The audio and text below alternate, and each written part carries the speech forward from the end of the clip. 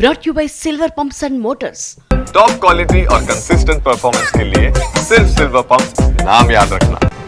ఎప్పుడెప్పుడు అని ఎదురు చూస్తున్న తెలంగాణ స్థానిక సంస్థల ఎన్నికలు మరికొన్ని రోజుల్లోనే నిర్వహించేందుకు ప్రభుత్వం సిద్ధమైంది.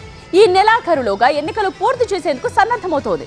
ఇంతకీ ముందు సర్పంచ్ ఎన్నికలు జరుగుతాయా లేక మున్సిపల్ ఎన్నికలు పెడతారా?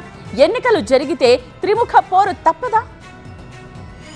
గతేడాది ఫిబ్రవరిలోనే తెలంగాణలో సర్పంచుల పదవీకాలం ముగిసింది. అప్పటి నుంచి ప్రత్యేక అధికారుల పాలనలోనే పంచాయతీలు నడుస్తున్నాయి. ఇప్పుడు ఎన్నికలు నిర్వహించేందుకు ప్రభుత్వం రెడీ అయింది. ఈ నెలాఖరులోగా స్థానిక ఎన్నికలకి నోటిఫికేషన్ ఇస్తామంటున్నారు మంత్రి పొంగులేటి శ్రీనివాసరెడ్డి. తొలుత ఎంపీటీసీ, జెడ్పీటీసీ ఎన్నికలు, ఆ తర్వాత సర్పంచ్, మున్సిపల్ ఎన్నికలు నిర్వహించాలనేది ప్రభుత్వ ఆలోచన.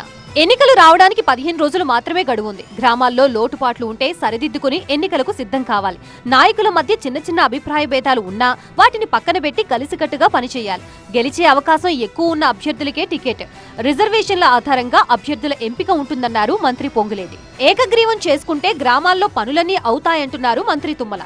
ఇప్పుడు ఈ నియోజకవర్గానికి ఇచ్చిన డబ్బులు ఆయన ఏ నియోజకవర్గానికి ఇవ్వాల? మీ డొంక రోడ్లు కావచ్చు, చిన్న చిన్న సమస్యలు కావచ్చు, అన్నీ శాంక్షన్ చేపిస్తా.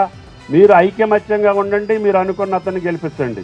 మీరు అనుకునే మనిషి అట్టు ఉండాలంటే ప్రజలు కోరుకునేవాడై ఉండాలి. అయితే బీసీలకు 42% రిజర్వేషన్లు ఇవ్వకుండా స్థానిక సంస్థల ఎన్నికలు ఎలా పెడతారని బీఆర్ఎస్ ప్రశ్నిస్తోంది. కామారెడ్డి డిక్లరేషన్ ను పూర్తి స్థాయిలో అమలు చేయాలని చెప్పని మేము డిమాండ్ చేస్తా ఉన్నాం.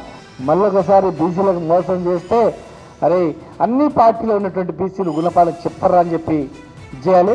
వీలైనన్ని ఎక్కువ పంచాయతీలు ఏకగ్రీవం చేసుకునేందుకు కాంగ్రెస్ వ్యూహాలు రచిస్తోంది. అయితే పంచాయతీ పోరుతో ప్రజా తీర్పేంటో తేలిపోతుందని అంటున్నాయి విపక్షాలు. తమ సత్తా ఏంటో ఈ ఎన్నికల్లో చూపిస్తామంటోంది బీఆర్ఎస్. ఇక బీజేపీ సైతం వీలైనన్ని ఎక్కువ స్థానాలు కైవసం చేసుకుంటామని ధీమాతో ఉంది.